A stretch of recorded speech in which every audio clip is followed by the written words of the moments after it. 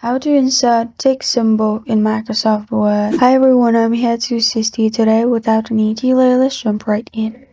To insert the tick symbol, what you need to do is open Microsoft Word, and then in here at the top, simply select Insert. After you've selected Insert, in here you'll find Symbol at the top right. Click on Symbol at the top right corner of your screen. In Symbol, you will find More Symbol. Click on it. After you click on more symbols at the bottom, here in the font section, type in Wingdings. After you search Wingdings, scroll down and you'll find a tick mark.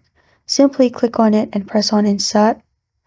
After you've pressed on Insert at the bottom, the tick mark will be added. You can add as much as you want. And this is how to insert tick symbol in Microsoft Word.